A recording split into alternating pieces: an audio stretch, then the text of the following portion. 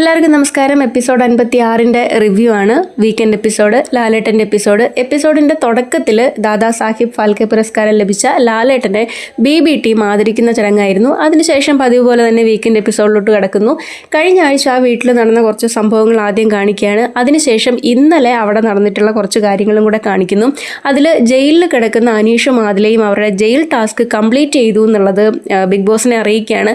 അതിൻ്റെ കൂടെ തന്നെ ആദില പറയുന്നു, അത് മാത്രമല്ല ഞങ്ങൾ തമ്മിലുള്ള പ്രശ്നങ്ങളും ഒക്കെ പറഞ്ഞ് തീർത്തിട്ടുണ്ട്, ഇനി നമുക്ക് പെങ്ങളൂട്ടി കാർഡ് ഇറക്കാമെന്ന് അനീഷിനോട് പറയുമ്പോൾ അനീഷ് അത് അപ്പം തന്നെ തീർത്തുന്നുണ്ട്.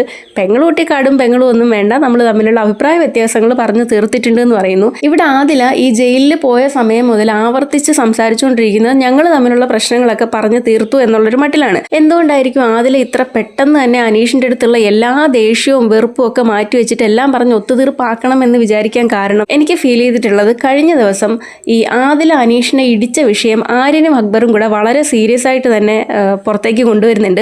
അതിൽ തന്നെ ജയിൽ നോമിനേറ്റ് ചെയ്യാനായിട്ട് പലരും പറഞ്ഞ റീസണും ഈ അനീഷിനെതിരെ കാണിച്ചിട്ടുള്ള ഈ ഒരു ആക്ടിനെ പറ്റി പറഞ്ഞിട്ടാണ്. അതുപോലെ തന്നെ ആര്യൻ അവിടെ ആദിലേൻ്റെ അടുത്തും നൂറേൻ്റെ അടുത്തും ഈ വിഷയം പറയുന്ന സമയത്ത് ആര്യൻ പറയുന്നു, എനിക്കത് കണ്ടിട്ട് ഫിസിക്കൽ അസോൾട്ടായിട്ടാണ് തോന്നിയത്, അല്ലാതെ റിഫ്ലക്സ് ആക്ഷൻ ആയിട്ടല്ല എന്നുള്ളതും. അക്ബറും ആര്യനും ഈ ആദിലേൻ്റെ അടുത്തും നൂറേൻ്റെ അടുത്തും ഈ വിഷയം വളരെ സീരിയസ് ആയിട്ട് കമ്മ്യൂണിക്കേറ്റ് ചെയ്യുമ്പോൾ ആദിലയും നൂറയും കൂടെ വളരെ കാര്യമായിട്ട് തന്നെ അതിനെ ഡിഫെൻഡ് ചെയ്യാനായിട്ട് ശ്രമിക്കുന്നതും കണ്ടിരുന്നു. അവർ പറയുന്നത് ഇവർക്ക് രണ്ടുപേർക്കും പ്രശ്നമില്ല, പിന്നെ നിങ്ങൾ അതിനെ ഇനി വളച്ചൊടിച്ച് പറയാനൊന്നും നിൽക്കണ്ട എന്നുള്ളതാണ്.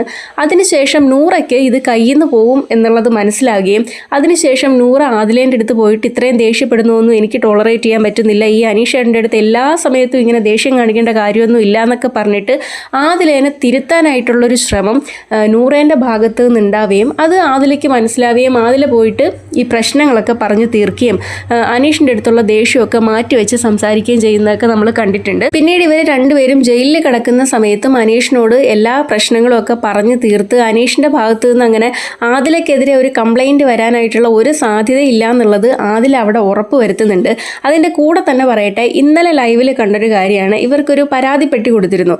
അവിടെയുള്ള സഹമത്സരാർത്ഥികളെ പറ്റിയിട്ട് ഏതെങ്കിലും തരത്തിലുള്ള കംപ്ലൈൻറ്റുകൾ, അത് ലാലേട്ടൻ ചർച്ച ചെയ്യണമെന്ന് നിങ്ങൾ വിചാരിക്കുന്ന കംപ്ലൈൻറ്റുകൾ ഉണ്ടെന്നുണ്ടെങ്കിൽ അത് എഴുതിയതിന് ശേഷം ക്യാപ്റ്റനായിട്ടുള്ള ഒണീലിനെ ഏൽപ്പിക്കാം. ഒണീൽ അത് വായിച്ചു നോക്കിയിട്ട് ലാലേട്ടന് കൊടുക്കേണ്ടതാണെന്നുണ്ടെങ്കിൽ ആ പരാതി പെട്ടിയിലിട്ടിട്ട് സ്റ്റോർ റൂമിൽ വയ്ക്കാമെന്ന് പറയുന്നുണ്ട്. അതിൽ മിക്ക ആൾക്കാർക്കും പ്രത്യേകിച്ച് പരാതിയൊന്നും ഇല്ലയെന്ന് പറഞ്ഞിട്ട് അവർ ഞങ്ങൾക്ക് പരാതി ഇല്ലയെന്നും പറഞ്ഞ് സ്വന്തം പേരെഴുതി ഒണീലിനെ ഏൽപ്പിക്കുന്നുണ്ട്. അനീഷും ലക്ഷ്മിയും ആര്യനും ഒക്കെയാണ് കംപ്ലൈൻറ്റ് ഉണ്ട് എന്ന് പറഞ്ഞിട്ട് അത് എടുക്കുന്നത്. അപ്പോൾ അനീഷ് ആ സോഫയിലിരുന്നിട്ട്, ലിവിങ് റൂമിൻ്റെ സോഫയിലിരുന്നിട്ട് കംപ്ലൈൻറ്റ് ഇങ്ങനെ എഴുതി തുടങ്ങാമെന്ന് പറയുന്ന സമയത്ത് ആദിലേനെ കാണിക്കുന്നുണ്ട്. ആദില അവിടെ നിന്ന് പതിയെ എഴുന്നേറ്റ് അനീഷിൻ്റെ അടുത്ത് വന്ന് അനീഷ് എന്താണ് എഴുതുന്നതെന്നുള്ളത് പുറകിൽ വന്നിട്ട് ഇങ്ങനെ നോക്കിയിട്ട് ഇങ്ങനെ പോകുന്നതായിട്ട്. അതായത് ആദിലയ്ക്ക് അവിടെ ഒരു ടെൻഷനുണ്ട്, ഈ അനീഷ് ഇതിനെ ഒരു കംപ്ലൈൻ്റ് ആയിട്ട് പറയുമോ, പറഞ്ഞു കഴിഞ്ഞാൽ ആദിലയ്ക്ക് അത് പണി കിട്ടുമോ എന്നുള്ളത് വൃത്തിയായിട്ട് ആദിലയ്ക്കറിയാം. അതുകൊണ്ട് മാത്രമാണ് ആദില അനീഷിൻ്റെ അടുത്ത് അത്രയും സ്നേഹം കാണിച്ച് പെട്ടെന്ന് പോയിട്ട് ഈ പ്രശ്നങ്ങളൊക്കെ പറഞ്ഞ് ഒത്തുതീർപ്പാക്കാനായിട്ടുള്ളൊരു ശ്രമം ആദിലേൻ്റെ ഭാഗത്ത് സഡനായിട്ട് അങ്ങനെ ഉണ്ടാവുന്നത്. ഏതായാലും അനീഷ് വളരെ ഡീറ്റെയിൽഡ് ആയിട്ട് തന്നെ പരാതി എഴുതിയിട്ട് ഒണീലിൻ്റെ അടുത്ത് കൊടുക്കുന്നുണ്ട്. അതെന്താണ് എന്നുള്ളത് ഇന്നത്തെ എപ്പിസോഡിലായിരിക്കും കാണാൻ പറ്റുക. മാത്രമല്ല, ഇന്നലത്തെ എപ്പിസോഡിൽ അനീഷ് കൃത്യമായിട്ട് പറഞ്ഞു വയ്ക്കുന്ന ഒരു കാര്യം എന്താണെന്ന് വെച്ചാൽ, ഏത് വലിയ സ്നേഹബന്ധത്തിലായാലും എനിക്ക് പറയാനുള്ള കാര്യം ഞാൻ എവിടെയും പറയും എന്നുള്ളതാണ്.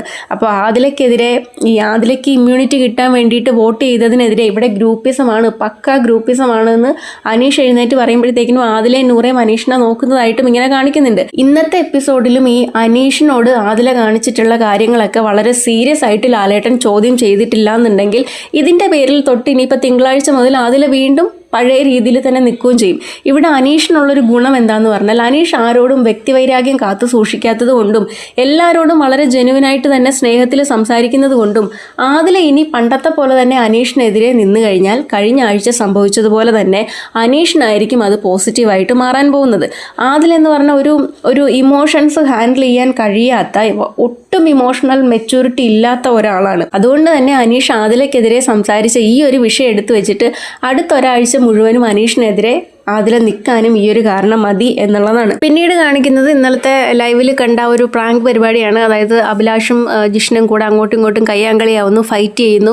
അപ്പോൾ ഇവർ പ്രാങ്ക് കാണിച്ചതാണ്. കാരണം ഈ കിച്ചൺ ടീമിലുള്ള അനുമോളുടെ സഹായത്തോടു കൂടി ബിന്നി ഒളിപ്പിച്ച് വെച്ചിരുന്ന കോഫി പൗഡർ എടുത്തിട്ട് 7 പേര് കോഫി ഇട്ട് കുടിക്കുന്നു. ഷാനവാസ്, അക്ബർ, ഒണീൽ, അഭിലാഷ്, അനുമോള്, ജിഷിൻ പിന്നെ സാബുമാനും ഉണ്ടെന്ന് തോന്നുന്നു. ഇവർ 7 പേരും കൂടെ ഈ കോഫി ഇട്ട് കുടിക്കുന്നു. അപ്പോൾ ബാക്കിയുള്ളവർ പിറ്റേ ദിവസം രാവിലെ വന്നിട്ട് അത് ചോദ്യം ചെയ്യുമ്പോൾ ഇവരെല്ലാവരും കൂടെ അവിടെ കിടന്നൊരു കാണിക്കുന്ന ഒരു പ്രാങ്കാണ്. അതിൽ അഭിലാഷും ജിഷ്ണും അങ്ങോട്ടും ഇങ്ങോട്ടും കയ്യാങ്കളിയാവുന്നു, ദേഷ്യപ്പെടുന്നു. പിന്നീട് ഇവരെ ബിഗ് ബോസ് കൺഫെഷൻ റൂമിലേക്ക് വിളിപ്പിച്ചിട്ട് ഇവരോട് പറയുന്നു നല്ല രീതിയിൽ തന്നെ നിങ്ങളത് കൈകാര്യം ചെയ്തു എന്ന് പറയുന്നു. പക്ഷേ കളി കാര്യമാവരുത് എന്നൊക്കെ പറഞ്ഞിട്ട് ഇവരെ പുറത്തേക്ക് വിടുന്നുണ്ട്. ഈ വിഷയം അനുമോള് ബിന്നീൻ്റെ അടുത്ത് പോയി പറയുന്നുണ്ട്. കാരണം എനിക്ക് തോന്നുന്നു ബിന്നിക്കും അനീഷിനും ലക്ഷ്മിക്കും ഒന്നും ഇത് പ്രാങ്കാണ് എന്നുള്ളത് അറിയില്ല. അപ്പോൾ ഇവർ സീരിയസ് ആയിട്ട് തന്നെ അങ്ങോട്ടും ഇങ്ങോട്ടും വഴക്കിട്ടു എന്നുള്ള രീതിയിലാണ് ഇവരിയ്ക്കുന്നത്. ആരാണ് ഈ കോഫി പൗഡർ എടുത്ത് കുടിച്ചതെന്നുള്ളതും ബിന്നിക്കും ലക്ഷ്മിക്കും അനീഷിനും ഒന്നും അറിയില്ല. അപ്പോൾ ബിന്നീൻ്റെ അടുത്ത് പോയിട്ട് അനുമോള് പറയുന്നുണ്ട് നീ ദേഷ്യപ്പെടരുത്, ഇത് ഇങ്ങനെയൊക്കെയാണ് സംഭവിച്ചിട്ടുള്ളത്, 7 പേർക്കാണ് ഇതിട്ട് കൊടുത്തത്, നീ ഇനി അതിൻ്റെ പേരിൽ പ്രശ്നമൊന്നും ഉണ്ടാക്കരുത്, രാവിലെ ഇങ്ങനെ നടന്നിട്ടുള്ളത് ഒരു പ്രാങ്ക് ആണെന്ന് പറയുന്ന സമയത്ത് ബിന്നി അതിനെ കുറച്ചും കൂടെ സീരിയസ് ആയിട്ടാണ് എടുക്കുന്നത്. അപ്പോൾ ലൈവിൽ ഇന്നലെ കാണിച്ചിരുന്നു ബിന്നി അതിനുശേഷവും വളരെ സീരിയസ് ആയിട്ടൊക്കെ ഇതിനെ പറ്റിയിട്ട് സംസാരിക്കുന്നത്. ഇപ്പോൾ ബിന്നി ഈ ആഴ്ച പോയില്ല എന്നുണ്ടെങ്കിൽ വീണ്ടും ഇതിൻ്റെ പേരിലൊരു വഴക്ക് അവിടെ ഉണ്ടാവാനായിട്ടുള്ള എല്ലാ സാധ്യതയുണ്ട്. കാരണം നെവിനും ബിന്നിയും കൂടി ഇരുന്ന് സംസാരിക്കുന്നുണ്ട്. നെവിനെ ഞാൻ നിനക്ക് ഫുൾ സപ്പോർട്ട് തരികയാണ്, അടുത്ത ആഴ്ച മുതൽ ഞാനും ഇതുപോലെ തോന്നിയ കണക്കിന് ഭക്ഷണമൊക്കെ എടുത്ത് കഴിക്കും എന്നൊക്കെ ബിന്നി അവിടെ പറയുന്നുണ്ട്. അതിനുശേഷം നേരെ ലാലേട്ടനെ കാണിക്കുന്നു. ലാലേട്ടൻ മത്സരാർത്ഥികളുമായിട്ട് സംസാരിക്കുന്നതാണ് പിന്നീട് കാണിക്കുന്നത്.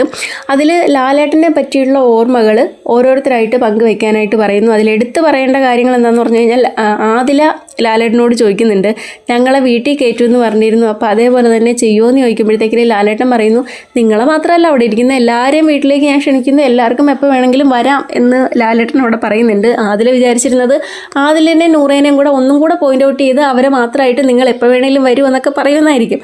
പക്ഷേ ലാലേട്ടൻ എന്തുകൊണ്ടോ നിങ്ങൾ മാത്രമല്ല എല്ലാവരെയും ഞാൻ വീട്ടിലേക്ക് ക്ഷണിക്കുന്നു എന്ന് പറയുകയാണ്. പിന്നീട് നെവിൻ്റെ അടുത്ത് സാധാരണ ഈ 50 ദിവസങ്ങളിൽ ഈ 7 സീസണായിട്ട് ഞാനിത് കണ്ടുകൊണ്ടിരിക്കുന്നു, 50 ദിവസമൊക്കെ കഴിയുമ്പോഴത്തേക്കിനും എല്ലാവരുടെയും വണ്ണം കുറയുന്നതായിട്ടാണ് കാണിക്കുന്നത്. പക്ഷേ നെവിൻ്റെ മാത്രം വണ്ണം കൂടുകയാണ് ചെയ്യുന്നതെന്നുള്ളത് തമാശ രൂപത്തിൽ ലാലേട്ടൻ അവിടെ പറയുന്നുണ്ട്. പിന്നീട് ഈ സംസാരത്തിൻ്റെയൊക്കെ തുടർച്ചയിൽ എന്ന വണ്ണം ഈ ടാസ്കിനെ പറ്റിയിട്ട് പറഞ്ഞിങ്ങനെ സംസാരിക്കുന്നുണ്ട്. അതിലാദ്യം തന്നെ അനീഷിൻ്റെ അടുത്താണ് ലാലേട്ടൻ സംസാരിക്കുന്നത്. അനീഷിനോട് ചോദിക്കുന്നു കുളത്തിലൊക്കെ നീന്താറുണ്ടോ കുളിക്കാറുണ്ടോ, അപ്പോൾ അനീഷ് ഉണ്ട് എന്ന് പറയുമ്പോഴത്തേക്കിനും അതുകൊണ്ടാണോ നമ്മൾ തരുന്ന ടാസ്കുകളൊക്കെ ഇങ്ങനെ കൊളാക്കുന്നതെന്ന് ചോദിക്കുന്നു. അതേപോലെ തന്നെ ആര്യൻ്റെ അടുത്തും ചോദിക്കുകയാണ്.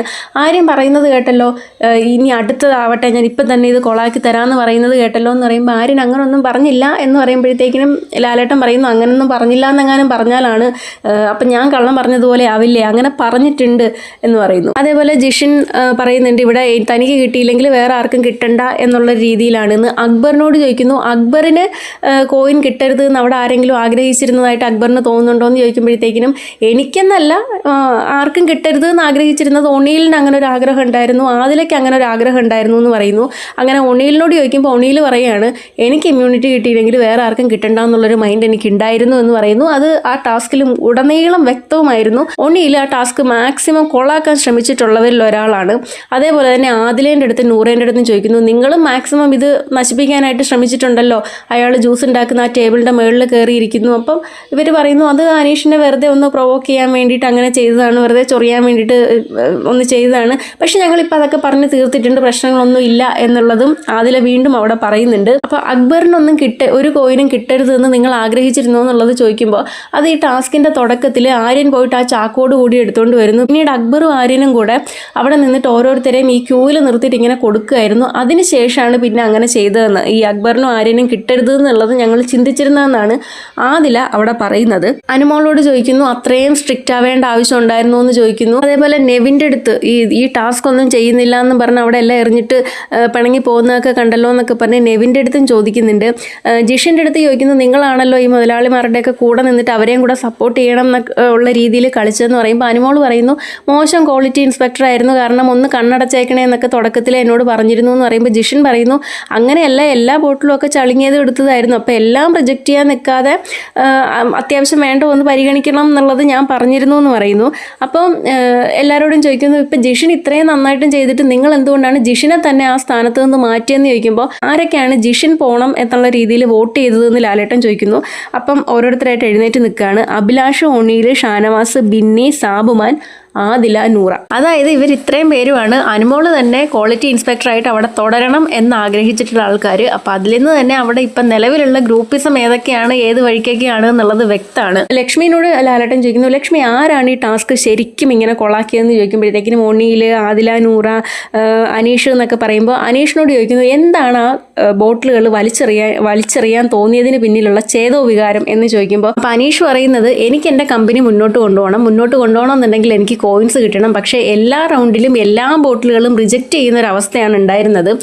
അപ്പോൾ വീണ്ടും അനീഷ് ആ മുടിയുടെ കാര്യം ഇങ്ങനെ പറയുന്നുണ്ട്. ലാസ്റ്റ് റൗണ്ടിൽ ഒരു മുടി കിടന്നു എന്ന് പറഞ്ഞിട്ട് എല്ലാ ബോട്ടിലും കൂടെ റിജക്റ്റ് ചെയ്യുന്ന ഒരു അവസ്ഥ ഉണ്ടായിരുന്നു എന്ന് പറയുമ്പോൾ അനുമോൾ പറയുന്നു അതിൽ മുടി ഉണ്ടായിരുന്നു, അതുകൊണ്ട് തന്നെ അതൊന്നും അംഗീകരിക്കാൻ പറ്റുന്നില്ല എന്ന് പറയുന്നു. അപ്പോൾ അനീഷ് ചോദിക്കുന്നു അപ്പോൾ അതിന് മുന്നേ ഉള്ള റൗണ്ടുകളിലോ, ഇത് 4ാമത്തെ റൗണ്ടിലല്ലേ ഈ മുടി കണ്ടത്, ബാക്കിയുള്ള റൗണ്ടുകളിലൊക്കെ റിജക്റ്റ് ചെയ്യാനായിട്ട് എന്താണ് കാരണം എന്നുള്ളതും അനീഷ് അവിടെ ചോദിക്കുന്നുണ്ട്. ചുരുക്കം പറഞ്ഞാൽ ഈ ടാസ്ക് കൊളായതിൽ ഒരാളെ മാത്രം കുറ്റം പറയാൻ പറ്റില്ല എന്നുള്ളതാണ്. ഇപ്പോൾ ഓവർ സ്ട്രിക്ട്നെസ് കാണിച്ച് ഈ ഒരു ടാസ്കിനെ അടുത്തൊരു സ്റ്റേജിലേക്ക് കടത്തിവിടാതെ ബ്ലോക്ക് ചെയ്ത് വെച്ചിട്ടുള്ള അനുമോളും കൊടുത്ത ക്യാരക്ടറിനെ കറക്റ്റായിട്ട് ചെയ്യാതെ അവിടെയും അലസത കാണിച്ച് നശിപ്പിക്കാൻ ശ്രമിച്ചിട്ടുള്ള നെവിനും തനിക്ക് കിട്ടിയില്ലെങ്കിൽ വേറെ ആർക്കും കിട്ടരുത്, പ്രത്യേകിച്ച് അക്ബറിനും ആര്യനും അനീഷിനും ഒരു കോയിൻ പോലും കിട്ടരുതെന്ന് വിചാരിച്ചിട്ട് അഹോരാത്രം പണിയെടുത്തിട്ടുള്ള ഒണിയിൽ, അഭിലാഷ്, ആദില, നൂറ.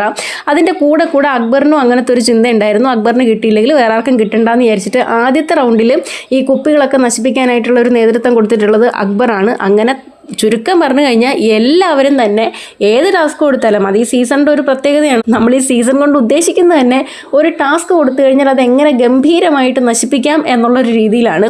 അപ്പോൾ എല്ലാവരും ഈ ടാസ്ക് കുളമാക്കിയതിൻ്റെ പിന്നിൽ നല്ല രീതിയിൽ പ്രവർത്തിച്ചിട്ടുണ്ട് എന്നുള്ളതാണ് ഇന്നത്തെ എപ്പിസോഡിൽ നിന്നിട്ട് ഈ ലാലേട്ടൻ ചോദ്യം ചെയ്തതിൽ നിന്നിട്ട് മനസ്സിലായിട്ടുള്ളത്. കാരണം ഒരാളെ മാത്രമല്ല, എല്ലാവരെയും ലാലേട്ടൻ ഒരേപോലെ തന്നെ ചോദ്യം ചെയ്തിട്ടുണ്ട് എന്നുള്ളതാണ്. എന്തായാലും ലാലേട്ടൻ ഇവരോട് ചോദിക്കുന്നു ഇങ്ങനെയാണോ ഒരു ടാസ്ക് തന്നാൽ നിങ്ങൾ കളിക്കേണ്ടത്, ഇതിൽ ആർക്കാണ് അപ്പോൾ ഇമ്മ്യൂണിറ്റി കിട്ടിയിരിക്കുന്നതെന്ന് ചോദിക്കുമ്പോൾ ബിന്നിക്കാണ് എന്ന് പറയുന്നു. അപ്പോൾ ലാലേട്ടൻ പറയുന്നു എൻ്റെ അടുത്ത് ഒരു ഇമ്മ്യൂണിറ്റി കോയിനും കൂടെ ഉണ്ട്, അത് ആർക്ക് കൊടുക്കണം എന്നുള്ളത് നിങ്ങൾ തന്നെ തീരുമാനിക്കാനായിട്ട് പറയുന്നു. അപ്പോൾ ഭൂരിപക്ഷം ആൾക്കാരും വോട്ട് ചെയ്യുന്നത്, അതിൽ കൂടുതൽ വോട്ട് കിട്ടിയിരിക്കുന്നത് ആദിലേക്കാണ്. അങ്ങനെ ആദിലേക്ക് കൊടുക്കാനാണ് ഇവരെല്ലാവരും കൂടെ സെലക്ട് ചെയ്യുന്നത്.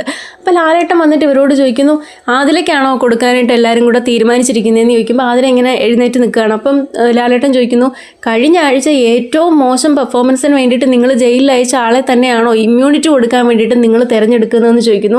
അനീഷിനോട് അതിനെ പറ്റിയുള്ള അഭിപ്രായം ചോദിക്കുമ്പോൾ അനീഷ് അവിടെ പറയുന്നുണ്ട് ലാലേട്ട ഇത് പക്ക ഗ്രൂപ്പിസമാണ്, ഇത് തന്നെയാണ് ആ ക്വാളിറ്റി ഇൻസ്പെക്ടറെ മാറ്റാനായിട്ട് തന്നിട്ടുള്ള വോട്ടെടുപ്പിൽ നടന്നിട്ടുള്ളത്. ജിഷിനായിരുന്നു അവിടെ നല്ല രീതിയിൽ പെർഫോം ചെയ്തത്, പക്ഷേ അനുമോൾക്കാണ് ഈ ഗ്രൂപ്പിസം കാരണം കൂടുതൽ വോട്ട് കിട്ടിയിട്ടുള്ളതെന്ന് അനീഷ് അവിടെ ക്ലിയർ ആയിട്ട് പറയുമ്പോൾ അനീഷ് ഇതിങ്ങനെ പറയുന്ന സമയത്ത് ആദിലയും നൂറയും അനീഷിനെ നോക്കുന്നതായിട്ട് ഇങ്ങനെ കാണിക്കുന്നുണ്ട്. എനിക്ക് തോന്നുന്നു അടുത്ത ആഴ്ചത്തേക്ക് വഴക്കിനുള്ള വെള്ളം ആദില അടുപ്പത്ത് വെച്ചിട്ടുണ്ട് എന്നുള്ളതാണ്. ഏതായാലും ലാലേട്ടൻ പറയുന്നു ഞങ്ങൾക്കും അങ്ങനെ തന്നെയാണ് തോന്നിയിട്ടുള്ളത്, ഇവിടെ ഗ്രൂപ്പിസം കളിച്ച് ഫേവറേറ്റിസം കാണിച്ചു എന്നുള്ളതാണ്.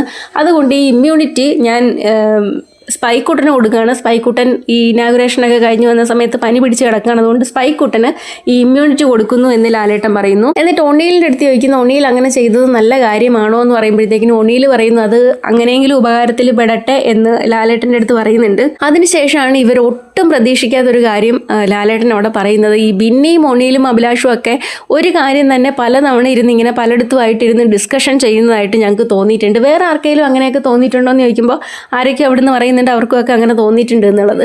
അപ്പം തന്നെ ഇവരാകപ്പാട് ഇങ്ങനെ ടെൻഷനായിട്ടിരിക്കുന്നത് കാണിക്കുന്നുണ്ട്. അപ്പം അതിൻ്റെ കൂടെ ലാലേട്ടൻ പറയുന്നത് എന്നാൽ പിന്നെ നമുക്ക് ആ വീഡിയോ അങ്ങ് കാണാമെന്നും പറഞ്ഞുകൊണ്ട് ഇവരിരുന്ന് സംസാരിക്കുന്ന വീഡിയോ കാണിക്കുകയാണ്. അതായത് ഒണിയിലും അഭിലാഷും സാബുവാനും കൂടി ഇരുന്ന് സംസാരിക്കുന്ന വീഡിയോ ആണ് കാണിക്കുന്നത്.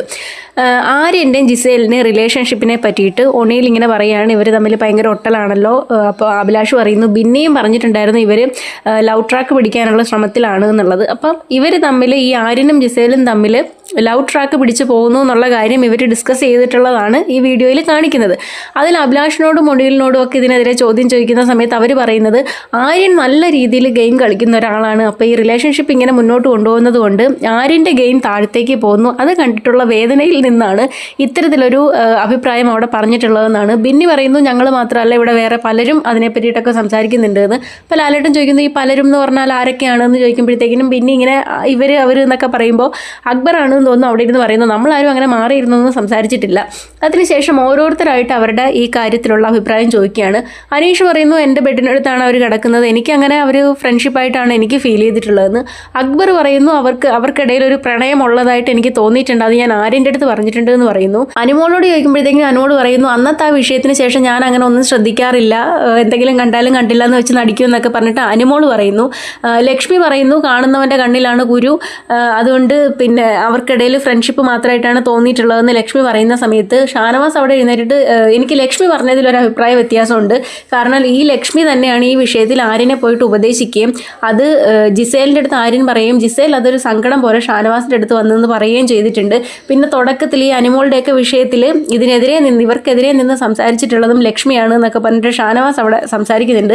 പക്ഷേ ഇവിടെ ഒരു കാര്യം ശ്രദ്ധിക്കേണ്ടത്, ലക്ഷ്മി ആര്യൻ്റെ അടുത്ത് ഡയറക്റ്റായിട്ട് പോയിട്ടാണ് പറഞ്ഞത്, അല്ലാതെ ഇവരുടെ കാര്യം വേറെ എവിടെയും പോയി നിന്നിട്ട് ലക്ഷ്മി പറഞ്ഞതായിട്ടൊന്നും ഞാൻ കേട്ടിട്ടില്ല. പിന്നീട് നെവിൻ്റെ അടുത്ത് ചോദിക്കുന്ന സമയത്ത് നെവിൻ ഈ അനുമോളുടെ വിഷയം കൂടെ ചേർത്ത് വെച്ചിട്ടാണ് സംസാരിക്കുന്നത്. അതായത് ഇവർ ഒരേ പുതപ്പിൻ്റെ അടിയിൽ കിടക്കുന്ന സമയത്ത് അത് ഓരോരുത്തരുടെയും പെർസ്പെക്റ്റീവാണ്. ഇപ്പോൾ എനിക്ക് തോന്നുന്ന അവർ വെറും ഫ്രണ്ട്ഷിപ്പ് മാത്രമാണെന്നാണ്, പക്ഷേ അനുമോൾക്ക് അത് വേറൊരു രീതിയിലാണ് തോന്നിയിട്ടുള്ളത്.